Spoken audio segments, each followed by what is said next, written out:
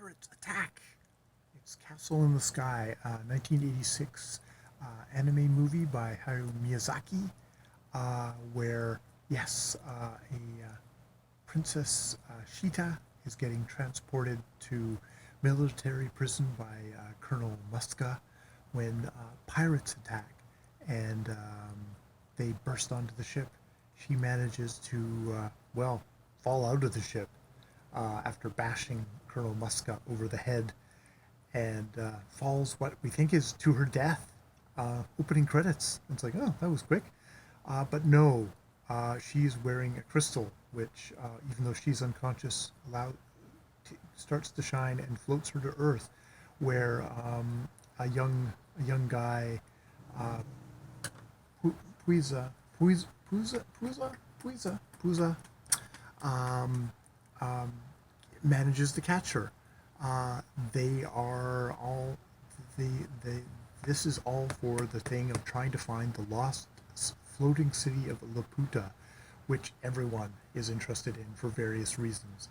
The pirates for treasure, also most of the military guys, but Muska is like, no, this is like ultimate power. This is like technology. This is going to be something that's going to be amazing. They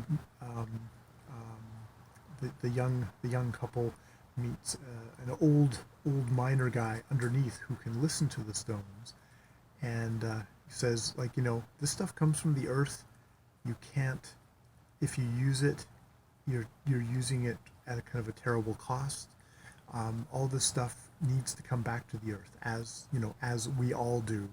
Will eventually need to come back to the earth. You need to kind of take this and kind of a nature seriously.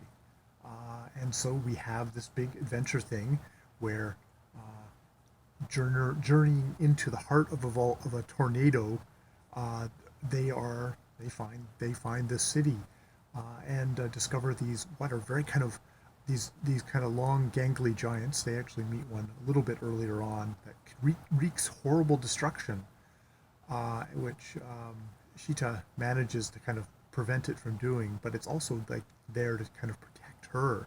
Seems to recognize her as um, as one of the last descendants of the people who did actually rule these flying cities. Indeed, that she has a secret name, which uh, is one of the Laputans.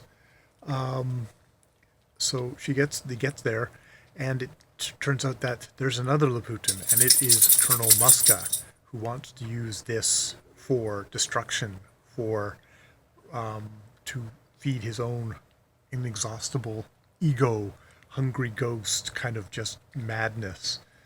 Um, and so yeah, it is. It's a much more of a kind of a genre um, Miyazaki movie, very much kind of an adventure story. As such, I don't know. It doesn't really kind of play as much to the strengths just because it is so adventure oriented. Whereas Miyazaki's sort of thing is like all these striking, beautiful, gorgeous, or like gorgeous images and kind of flights of lyricism, which you don't get as much in this movie. I mean, you still get, like, her just floating down in the sky is just a gorgeous image. You have these robots later on, one who is a caretaker of a giant garden, and the animals playing on it, and how it kind of gently touches them and moves them around you know, is striking in its kind of juxtaposition there.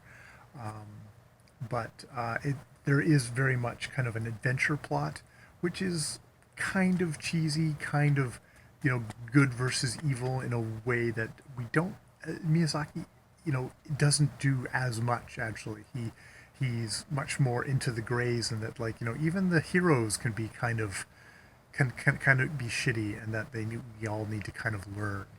So yeah, I enjoyed it. But I wouldn't kind of rank it up there as one of the really must see Miyazaki, other than, all Miyazaki are must sees. And yeah, I'm interested to see what its influence on something like Iron Giant was, because the robots in this seem like very much Iron Giant robots. So my doodle is trembling because she's gotten a haircut, and even with her sweater, she is slightly chilly out here. So we're going to go in. More videos later.